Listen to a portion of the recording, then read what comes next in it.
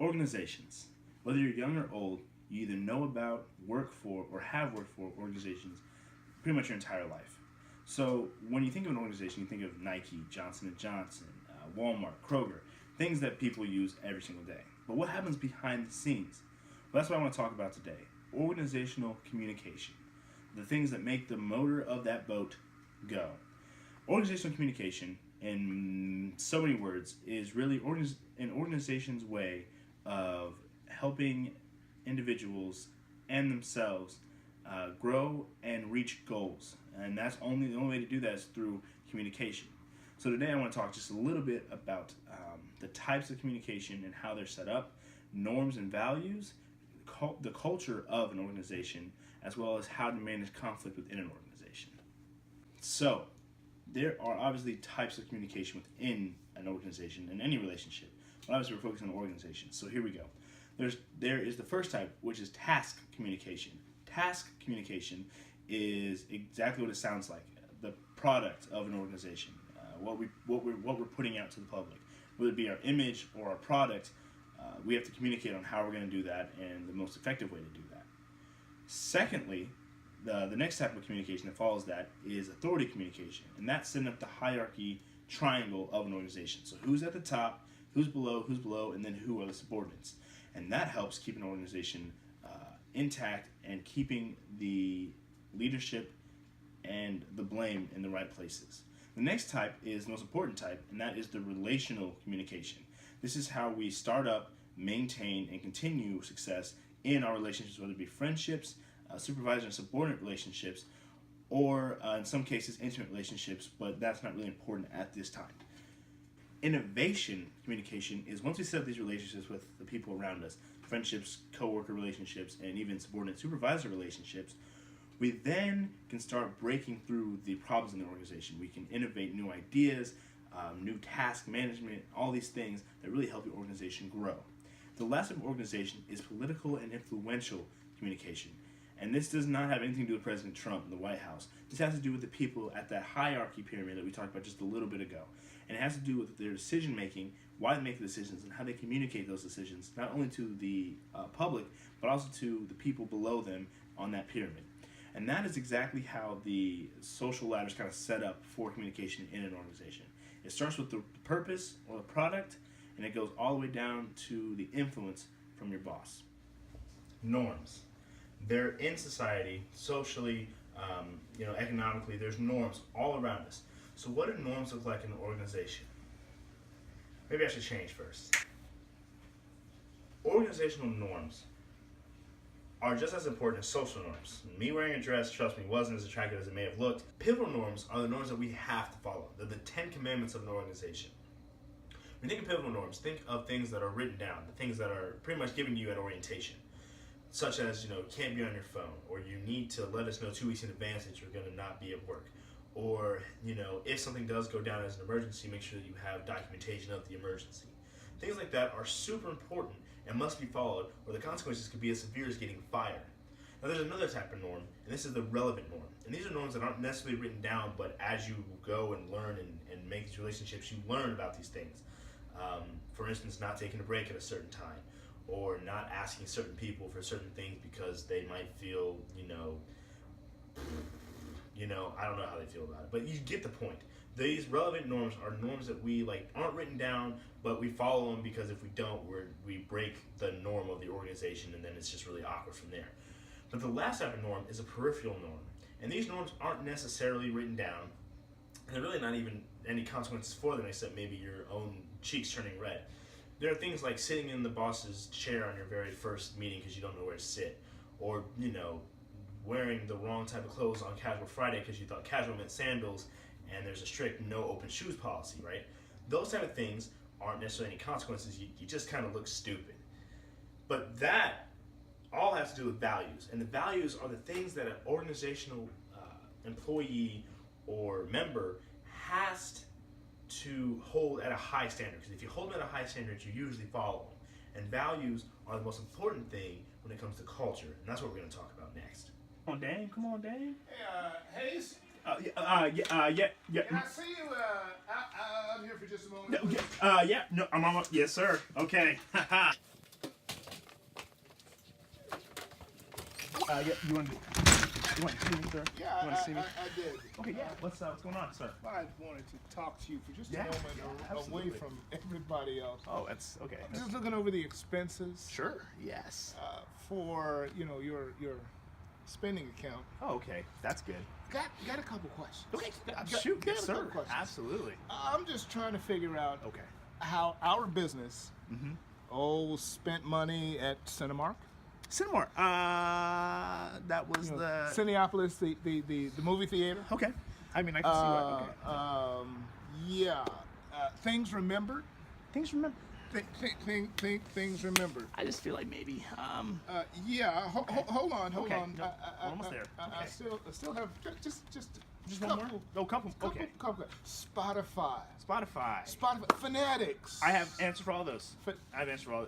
So Cinemark was for the family movie night that we did with my family. Yeah. With your family. And then things remembered was my wife's anniversary. My wife's anniversary. And I need to buy a little something special. You know, it's been about 2 months. Okay. Married. Yeah. So I want to do something special. And Fanatics. It was actually your golf clubs. I was buying your golf clubs. Oh, you bought. Yeah. Wait a minute. They're still shipping. They're still shipping. You bought me golf clubs. with your money. Yeah. With my money. Yes, sir. Yeah. Okay. It was like a little gift to yourself for all your hard work. A little gift to myself. Yeah, all your hard work though. It was for all your hard work. Well, I have another gift for you, Hayes. Okay, awesome. Yeah. Yeah. You're fired. I'm what? You're fired. You got to go. Why do I got? Because it's against company policy for you to use company money for personal expenditures. So when it comes to a culture of an organization, it's very important that you analyze each and every part of an organization. So I'm going to give you 5 different types of analyzing tools you can use when you look at the culture of an organization. The very first one is called script analysis. And this is about the stories told in an organization, from the humble beginnings to why we have certain norms that we just talked about a second ago. When you think about these, you need to see who's telling these stories, where the origins of these stories are coming from, who the good guys are, who the bad guys are, and what's to be learned from these stories. Why do they last so long? Why are they so commonly told? The next type of analysis is going to be called ritual analysis. And this is analyzing and understanding exactly each part of an organization's rituals. So from why they celebrate certain holidays, why you have certain holidays off, why you have certain fun days like catering on Fridays, things like that. You have to understand those to understand exactly where the culture is and where the relationships are. The next type of analysis is called metaphor analysis. And this is when you sit down with people in the organization and you talk to them, you ask them questions, you get the gist of how they feel about working for this organization.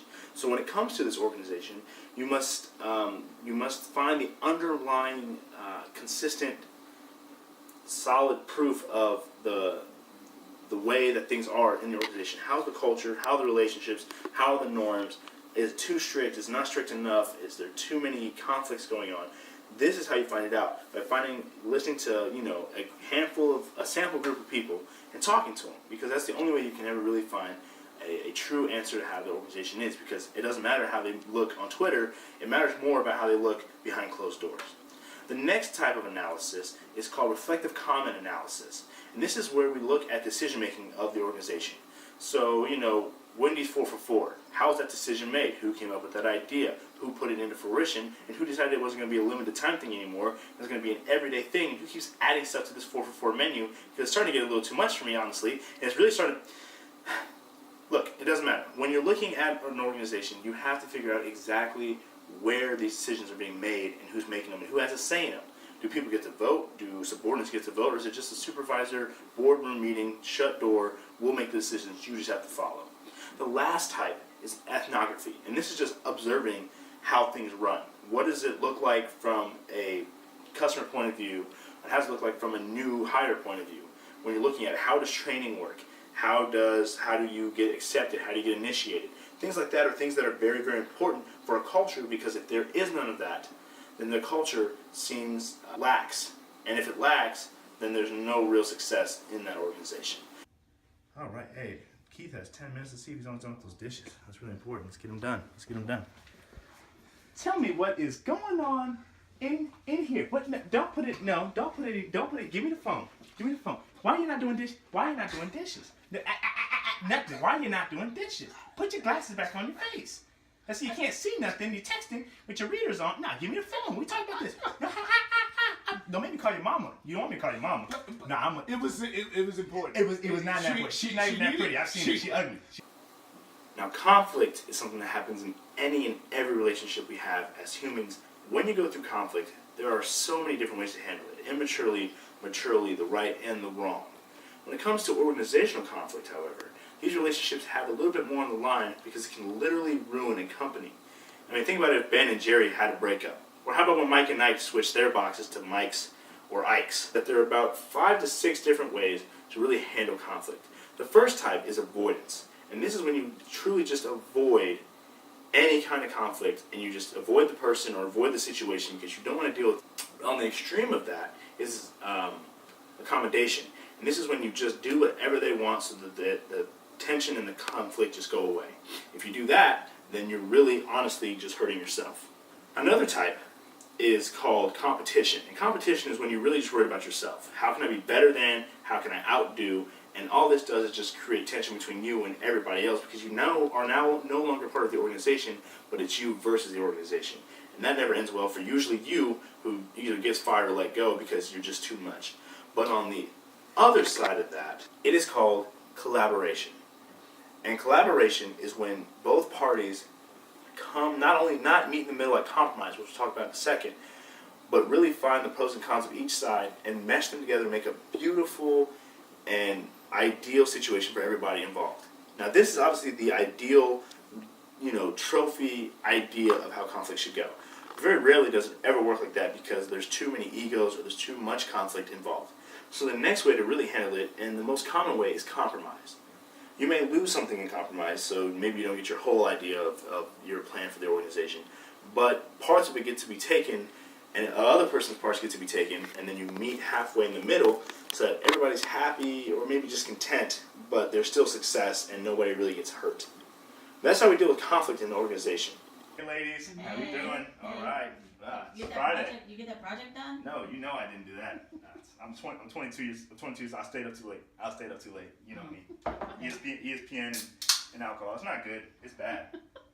Yeah, you should probably not do that on a work night. Yeah, it's cool though. Mr. Johnson. He's not gonna worry. He's gonna be all right. He's cool. Oh, okay. He's cool. Oh, I hope you get it done because It's fine. I got till like 2. Hey, Mr. Johnson. Good morning. Good morning. What you looking for, sir? Good morning. I was just saying. Yes, sir. Hayes, Yeah. What's going on? what's in the cup? I was just some ginger ale. This is my favorite. I had a tough night with my dog. My dog had some diarrhea. Had a tough night with your diarrhea dog. And ginger ale has So helped. Yeah. I've been at this company for 40 years. 40 years. Yeah, you're a life story. Yeah, but you got my favorite drink. In fact, the last one, the Okay. one that I brought. Okay, you brought it. So you got my favorite drink and All right. my favorite cup. No, guys, it's cool, man. Okay, so we've talked about a lot. So let's try and break it down, summarize it, and send you guys on your way. Organizational communication is all about how we handle the relationships inside of an organization through how we communicate our ideas, our thoughts, and how we maintain the ideals and the values of an organization. So you guys enjoy the rest of your day.